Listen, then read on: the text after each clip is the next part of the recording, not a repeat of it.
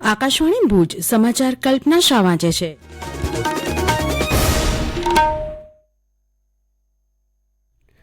નવ વર્ષની સૌ શ્રોતા મિત્રોને શુભકામના સાથે નમસ્કાર. પ્રધાનમંત્રી નરેન્દ્ર મોદીએ કહ્યું છે કે આજે દેશનો દરેક ખૂણો આત્મવિશ્વાસથી ભરપૂર છે, જે વિકસિત ભારતની ભાવના અને આત્મનિર્ભરતાની ભાવનાથી છવાયેલો છે.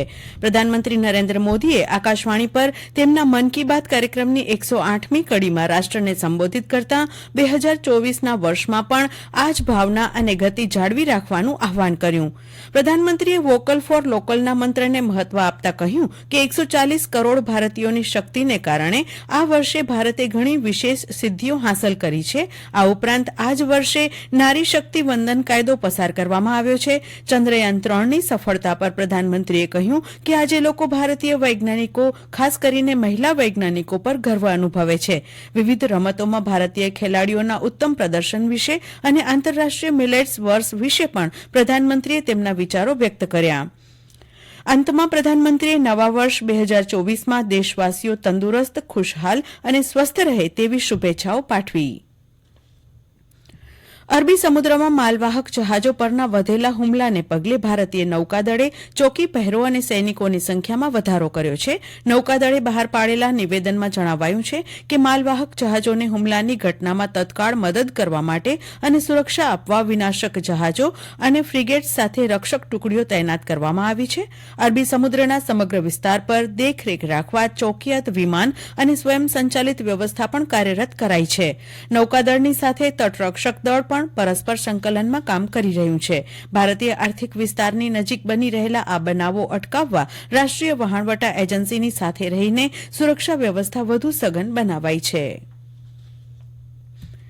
ભારતીય અંતરિક્ષ સંશોધન સંસ્થા ઇસરો 2024ના નવા વર્ષની પ્રભાતે જ વધુ એક ઉપગ્રહ એક્સપોસેટનું પ્રક્ષેપણ કરશે. પ્રક્ષેપણયાન PLSB-C58ની આ 60મી ખેપ હશે. શ્રીહરિકોટા પ્રક્ષેપણ કેન્દ્ર પરથી આજે સવારે 8:10 આ રોકેટ છોડવામાં આવશે. એક્સપોસેટ ઉપગ્રહ પૃથ્વીની પૂર્વગામી નીચી ભ્રમણકક્ષામાં તરતો મૂકાશે. આ એવો પહેલો ઉપગ્રહ છે જે બહારથી આવતા સંભવિત એક્સ-રે, ક્ષ કિરણોનું માપન કરશે. તેની સાથે સાથે ક્યાંયથી પણ ઉત્સર્જિત થનાર કોસ્મિક કિરણોને પણ ઝીલીને તેનો અભ્યાસ કરશે.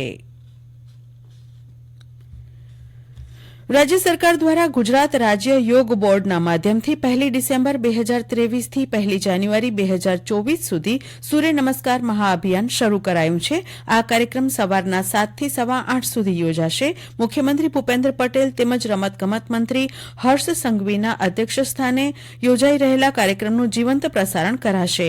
આ ઉપરાંત રાજ્ય કક્ષાએ સૂર્ય નમસ્કાર સ્પર્ધામાં વિજેતા થયેલ સ્પર્ધકોના સન્માન સમારોહનું પણ જીવંત પ્રસારણ કરાશે. રાજ્યમાં 190 જેટલા સ્થળોએ કાર્યક્રમોનું આયોજન કરવામાં આવશે, જે અંતર્ગત જિલ્લા મથક ભુજ ખાતે આજે સવારે 7થી 9 વાગ્યા દરમિયાન ભુજ પ્રાદેશિક વિજ્ઞાન કેન્દ્ર ખાતે પણ સૂર્ય નમસ્કાર કાર્યક્રમનું આયોજન કરવામાં આવ્યું છે. ત્યારે રાજ્યભરમાં યોજાયેલી સૂર્ય નમસ્કાર મહાઅભિયાન સ્પર્ધાના વિજેતાઓને આજે 2 કરોડથી વધુની રકમના ઇનામો ઉપરાંત તમામ ભાગ લેનારને ડિજિટલ સર્ટિફિકેટ અપાશે. દરમિયાન આજે નવા વર્ષના પ્રારંભ સાથે જિલ્લા મથક ભુજ ખાતે નિર્માણ પામેલ નવા બસ પોર્ટ ખાતેથી સવારે 4:15થી તમામ બસોની અવરજવર શરૂ થઈ છે. એ અંગેની 1 થી 15 કાર્યરત પ્લેટફોર્મ અંગેની માહિતી એસટી વિભાગ દ્વારા જાહેર કરાઈ છે. કચ્છ જિલ્લામાં યોજાયેલી જળપ્લાવિત વિસ્તારોમાં પક્ષી વસ્તી ગણતરીનો પહેલો તબક્કો પૂર્ણ થયો છે, જેમાં કચ્છમાં 6,28,000 પક્ષીઓ નોંધાયા છે. બીજો તબક્કો જાન્યુઆરીના અંતમાં પૂર્ણ થશે. પૂર્વ અને પશ્ચિમ કચ્છમાં આ પક્ષીઓ નોંધવામાં આવ્યા છે. આજથી ઈસવીસન 2024ના નવા વર્ષના પ્રજા વધામણા લઈ રહી છે. ગઈ મધ્યરાત્રે 12ના ટકોરે ફટાકડા અને આતશબાજી સાથે 2023ના વર્ષને વિદાય આપવામાં આવી અને 2024ને વધાવાયું હતું. દેશભરમાં ખ્રિસ્તી દેવળોમાં વિશેષ પ્રાર્થના કરવામાં આવી હતી. 2024ના વર્ષ નિમિત્તે રાષ્ટ્રપતિ દ્રૌપદી મુર્મુ, ઉપરાષ્ટ્રપતિ જગદીપ ધનખડ, પ્રધાનમંત્રી નરેન્દ્ર મોદી સહિત દેશભરના અગ્રણીઓએ શુભકામના પાઠવી છે. અને આ સાથે આ સમાચાર બુલેટિન અહીં પૂરું થયું. નમસ્કાર.